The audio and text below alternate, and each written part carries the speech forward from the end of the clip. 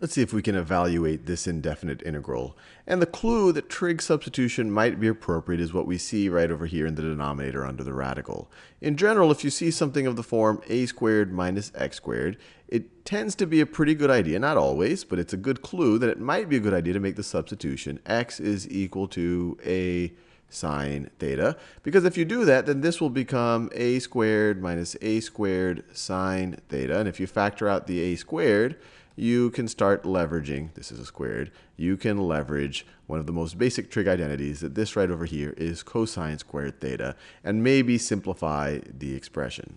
Now you're probably saying, well, this 8 minus 2x squared, it's not as obvious that it's a squared minus x squared, but we could simplify this, or I guess we can write it in a way that it starts to have this pattern.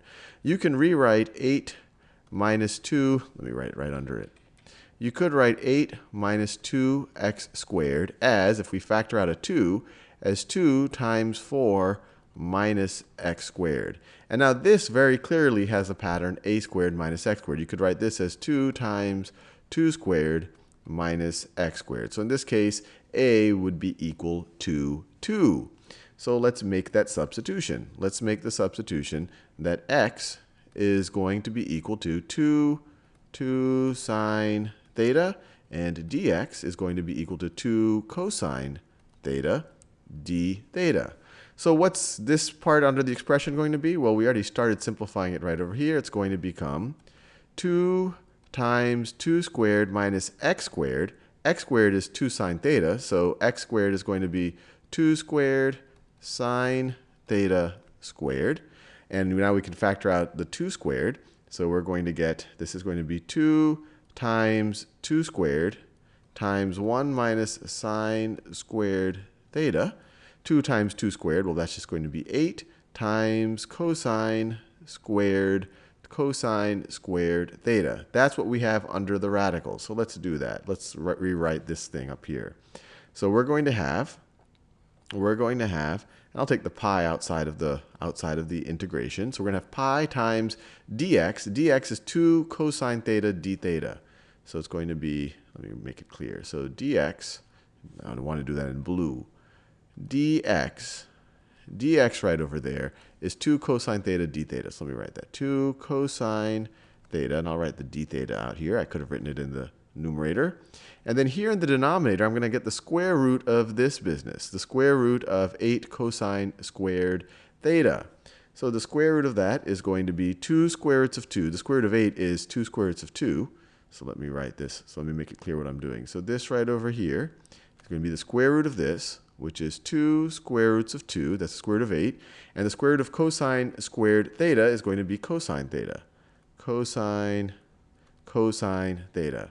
Now you might be saying, hey, wait, if I take the square root of something squared, then wouldn't that just be the absolute value of cosine theta? In order to take away the absolute value, I would have to assume that cosine theta is positive.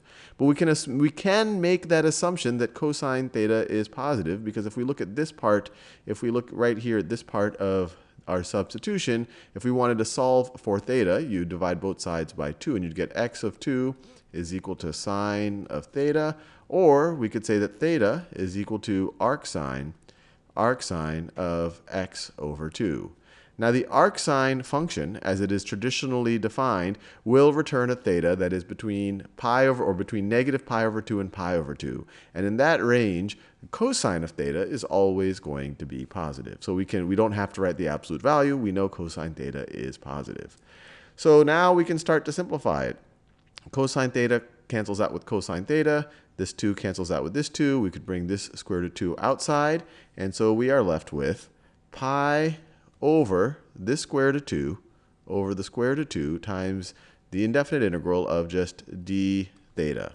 And this is just going to be equal to pi over the square root of 2 times theta plus c. And we're almost done. We just have to rewrite this in terms of x. And we already know that theta is equal to arcsine of x over 2. So we can say that pi, this indefinite integral, or the antiderivative of this expression, is going to be pi over the square root of 2 times arcsine of x over 2 plus c. And we're done. Some people don't like a square root of 2 in the denominator. If you want to remove it, you can multiply this by square root of 2 over 2, square root of 2 over square root of 2, and that will simplify it. But right now I just leave the denominator in irrational form, and this right over here is our antiderivative.